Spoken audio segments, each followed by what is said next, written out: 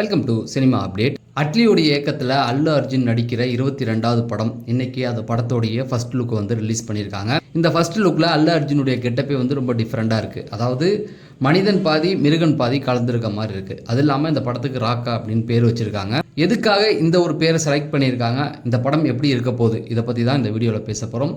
Cinema செய்திகள் தெரிஞ்சுக்க நம்ம சேனலை சப்ஸ்கிரைப் பண்ணிட்டு வீடியோவை லைக் பண்ணிடுங்க. ஃபஸ்ட்டு எடுத்தோடனே அட்லி 2023 ஜவான் படம் வந்து ரிலீஸ் ஆனிச்சு. கிட்டத்தட்ட ஒரு 1300 கோடியை தாண்டி வசூல் பண்ணுச்சு. இந்த படம் தமிழில் சக்கப்போடு போட்டதுக்கு மிக முக்கிய காரணம் விஜய் ரசிகர்கள் தான். ஏன்னா அட்லி வந்து அதுக்கு முன்னாடி வரைக்கும் பார்த்தீங்கன்னா விஜய் சார் வச்சே படம் பண்ணியிருந்தார். ஸோ விஜய் சாருடைய ஃபேன் பாயாக அந்த படம் பண்ணியிருந்தார். அதனால் விஜய் ரசிகர்கள் ரொம்ப சப்போர்ட் பண்ணாங்க.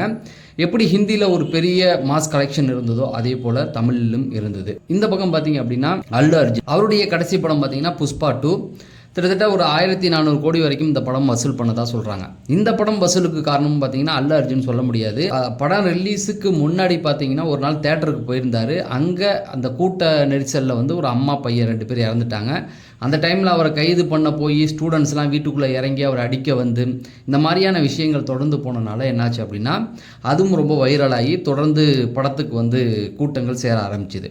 உண்மையை சொல்ல போகணும்னா புஷ்பா 1 தான் நல்லா இருந்தது. புஷ்பா 1 வச்சு தான் புஷ்பா 2 ஓடுனுச்சு. அதுக்கப்புறம் இவங்க 2 பேரும் இணையிற படத்தை வந்து சன் பிக்சர்ஸ் தயாரிக்கிறதா சொல்லிகிட்டு இருந்தாங்க.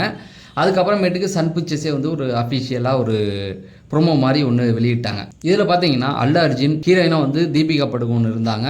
விஎஃப்எக்ஸ் ஒர்க்கு இந்த படத்துக்கு ரொம்ப முக்கியம். அட்லியை பொறுத்த வரைக்கும் பார்த்தீங்கன்னா சங்கருடைய ஏடியாக இருந்தவர். சங்கரும் வந்து ரொம்ப நாளாக சொல்லிகிட்டு இருந்தார், என்னுடைய சிஷியன் வந்து என்ன மாதிரியே ஒரு படம் பண்ணுவார், நீங்கள் வெயிட் பண்ணுங்க அப்படின்ற மாதிரி சொல்லிகிட்டு இருந்தார். அதுக்கு ஈக்குவலாக இந்த படத்தை வந்து எடுத்துகிட்டு வந்திருக்காரு. இந்த படம் பார்த்தீங்கன்னா விஎஃப்எக்ஸ் தான் ஹாலிவுட் தரத்தில் இந்த படம் இருக்க போகுது.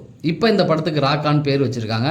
சரி, இதை கொஞ்சம் சர்ச் பண்ணி பார்க்கும்போது இது வரலாற்றில் ஏதாவது இந்த மாதிரி பேர்கள் இருக்கா அப்படின்னு பார்த்தீங்கன்னா அப்படி எதுவும் கிடையாது. ஆனால் சமஸ்கிருதத்தில் இந்த ராக்கா அப்படின்னு சொன்னீங்கன்னா முழு நிலா அல்லது பவர்ஃபுல் பிரைட்னஸ் அப்படிங்கிற மீனிங் வந்து வருது. ஸோ இதுவும் பார்த்தீங்கன்னா இந்த பவர் பிரைட்னஸ் இப்படி குறித்தாலும் இன்னும் சில விஷயங்களை எடுத்து பார்க்கும்போது இந்த ராக்கா அப்படிங்கிற வார்த்தை வந்து எல்லா மொழிகளிலும் பரிச்சயமான ஒரு பேராக இருக்குது. இந்த படம் வந்து பார்த்தீங்கன்னா வேர்ல்டு வைடாக கொண்டு வர போகிறாங்கன்னு நல்லாவே தெரியுது. அதுக்காக தான் இந்த பேரை வந்து அவங்க செலக்ட் பண்ணியிருக்காங்கன்னு நல்லாவே தெரியுது.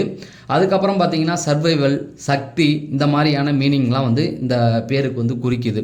ஸோ ஃபர்ஸ்ட் லுக் பார்க்கும்போது கரெக்டாக வந்து இந்த படம் வந்து சர்வைவல், அதுக்கப்புறம் வந்து போர், அதுக்கப்புறம் சண்டை, ஒரு இடத்த மீட்கிறது, இந்த மாதிரியான விஷயங்களை தான் குறிக்குது. மனிதன் பாதி மிருகம் பாதி கலந்து செய்த கலவை. கண்டிப்பாக இந்த படம் வந்து வேற லெவல் சம்பவம் பண்ணும். ஏன்னா அட்லியை பொறுத்த வரைக்கும் சொந்தமாக கதை எடுக்க மாட்டார்.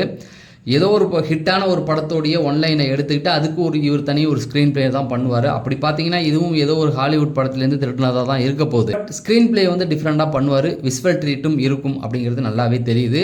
அடுத்து கண்டிப்பாக வந்து ஒரு ப்ரோமோ வந்து ரிலீஸ் பண்ணுவாங்க அப்படிங்கிற மாதிரி சொல்லிக்கிட்டு இருக்காங்க. அது எப்போ ரிலீஸ் ஆக போகுதுன்னு தெரியல. தொடர்ந்து சினிமா அப்டேட்கள் தெரிஞ்சுக்க நம்ம சேனலை சப்ஸ்கிரைப் பண்ணுங்கள். நம்ம அடுத்த வீடியோவில் சந்திப்போம். நன்றி, வணக்கம்.